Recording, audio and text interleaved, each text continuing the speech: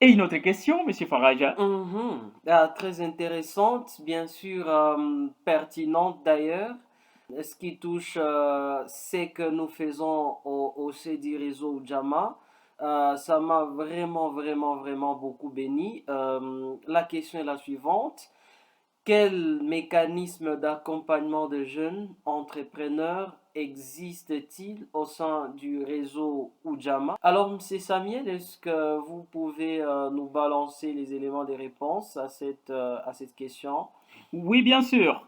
Nous avons commencé d'abord par donner le premier mécanisme. C'est un mécanisme basé sur les ateliers de formation, échange d'expériences, webinaires, rencontres d'affaires, tout ce qui concerne, bien entendu, la sensibilisation, la conscientisation, la capacitation en entrepreneuriat et domaines apparentés.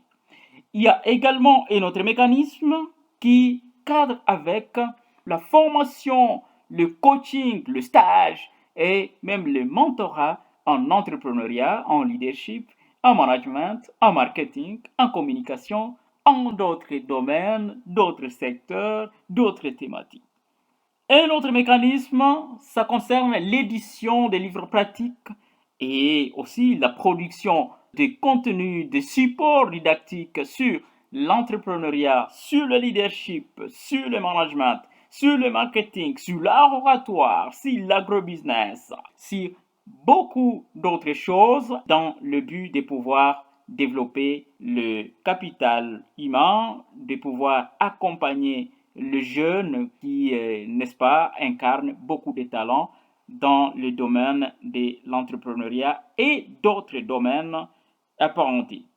Un autre mécanisme, c'est l'incubation de startups. Le réseau a réussi déjà à produire un certain nombre d'entrepreneurs et qui ont commencé, comme on dit, à zéro, et donc sans capitaux, et aujourd'hui, ils sont en train de faire des choses merveilleuses. C'est dans le cadre de l'incubation.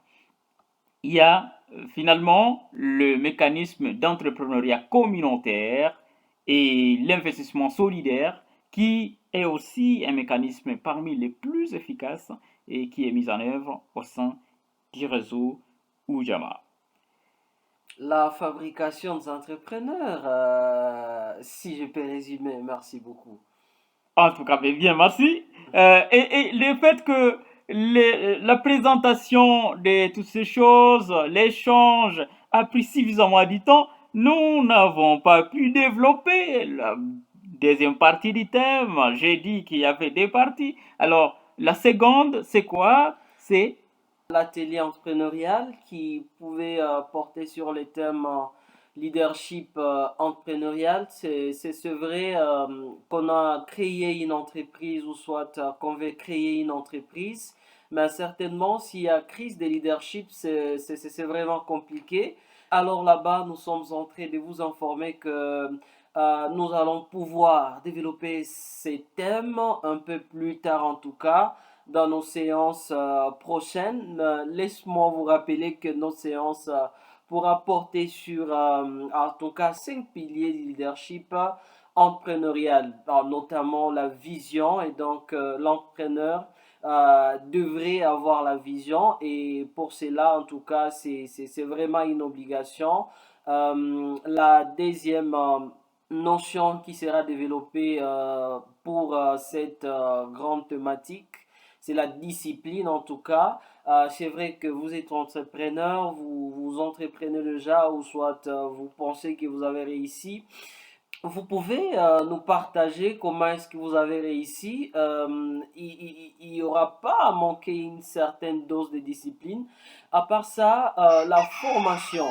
La formation, elle est très intéressante parce que il y a M. Samuel qui dit tous les jours où vous allez arrêter à vous former, vous êtes en train de signer votre arrêt de mort. À part ça, face aux challenges, face aux défis, l'entrepreneur devrait avoir la persévérance et enfin l'entrepreneur devrait en tout cas garder sa culture et donc l'entrepreneur devrait entreprendre au profit de sa culture. Merci beaucoup, M. Samuel. Je suis en train d'informer à notre public, à nos participants, que nous sommes en train de continuer avec nos formations, avec nos ateliers. Pour ce faire, on est en train de vous inviter